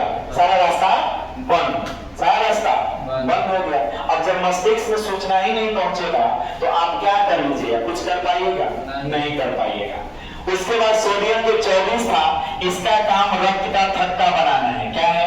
रक्त का थक्का बनाना है। रक्त का थक्का, रक्त का थक्का किसके कारण बनता है? सोडियम का। अगर आपके शरीर में सोडियम नहीं रहेगा तो रक्त थक्के नहीं बनेगा, अब थक्का नहीं बनेगा तो एक बार काटिएगा तो खून कभी रुकेगा ही नहीं। खून रुक कब जाता है? कटने के बाद। कटने के बाद खून रुक कब जाता है? जब उसमें सोडियम क्या करता है? अपना काम करता है। तो ये सारे समस्थानिक है, uranium, hydrogen, sodium, iron, arsenic, cobalt, copper, iodine, ये सभी क्या है? एक प्रकार के समस्थानिक है। क्या है? समस्थानिक है, जिनका अपना अपना प्रयोग है और सब बहुत ही ज्यादा क्या है? कारगर सिद्ध होते हैं। अगर ये न रहे ना समस्थानिक तो बहुत सारी चीज हम लोगों का पता नहीं चल पाएगा। समझ में आ रहा है कि नहीं? अब बताओ कि अगर आर्सेनिक और कोबाल्ट नहीं रहेगा तो कैंसर का उपचार हो पाएगा? नहीं हो पाएगा। तो फिर कैंसर से पीड़ित व्यक्ति तो कैसे जिएगा? जिंदा हो ही नहीं सकता, बच ही नहीं सकता है। क्या हो जाएगा? मर जाएगा ना। हाँ, तो ये सारे हैं। अब एक हमारे पास बचता है सम न्यूट्रॉनिक, जिसमें न्यूट्रॉनों की संख्या क्या होती है? बराबर। जिसमें न्यूट्रॉनों की संख्या क्या होती है? बराबर। अब जैसे सम न्यूट्रॉनिक में देखोगे कार्बन और ऑक्सीजन, कार्बन और ऑक्सीजन, कार्बन और ऑक्सीजन। कार्बन 6 12 होता है, आइए होता है 8 16, 6 12 8 16, है कि नहीं? अब देखिए इसमें न्यूट्रॉन बताइए कितना होगा? न्यूट्रॉन बराबर होता है 12 - 6, कितना बचेगा? 6। और यहाँ कितना बचेगा? 8 बचेगा। यहाँ कैसे बच गया?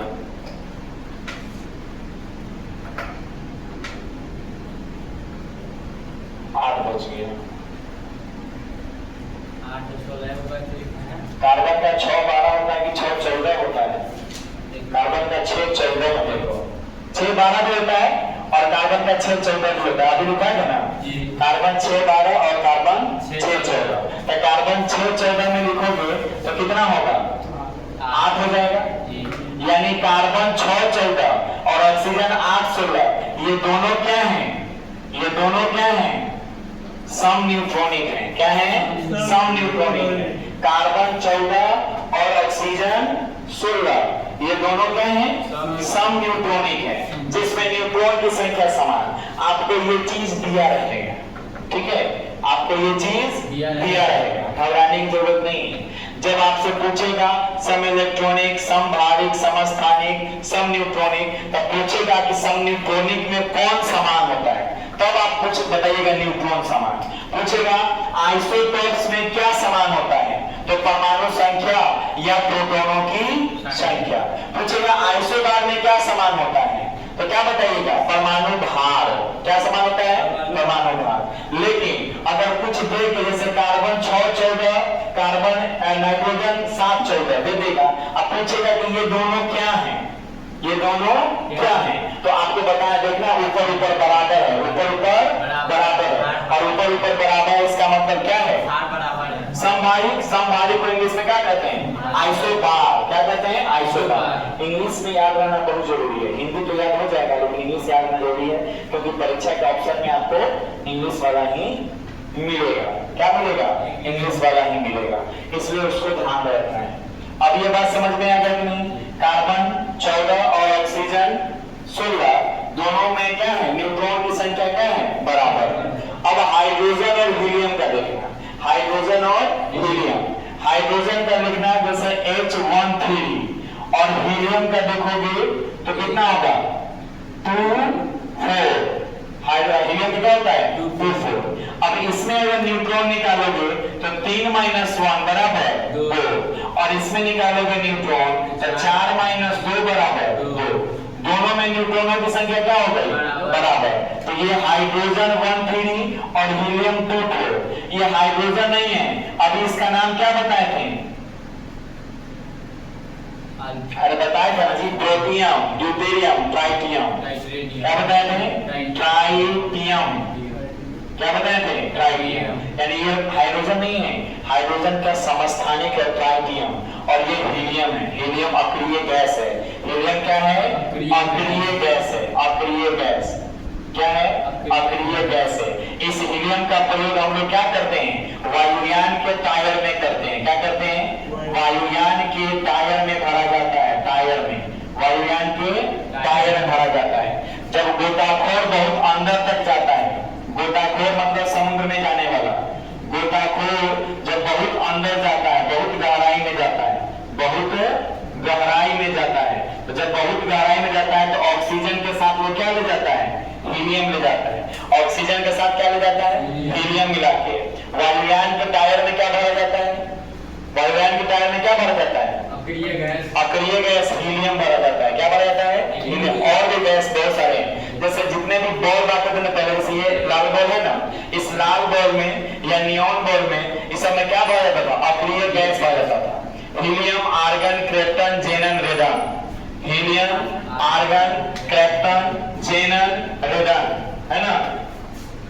हेलिना, हीलियम उतारा बात है, हीलियम, क्रिप्टन, जेनन, हीलियम, क्रिप्टन, जेनन, रेडन, है ना। ये सब क्या है, अक्रिय गैस है। क्या है, अक्रिय गैस है।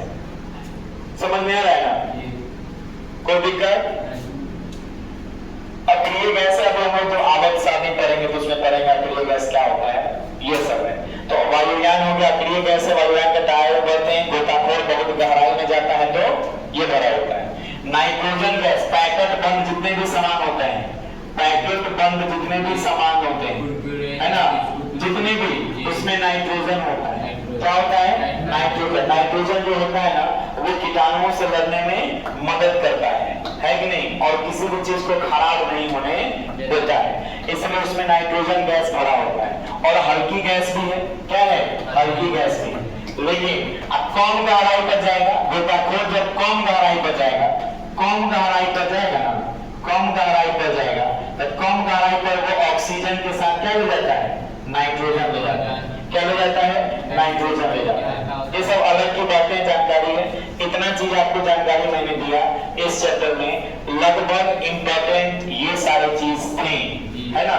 अब आता है क्वांटम नंबर। तो क्वांटम नंबर समझने के लिए पूरा फुल दिन चाहिए, मतलब वही 1 डेढ़ 2 3 घंटा आपको चाहिए, तो वो समझेंगे कल, है कि नहीं, कल समझेंगे।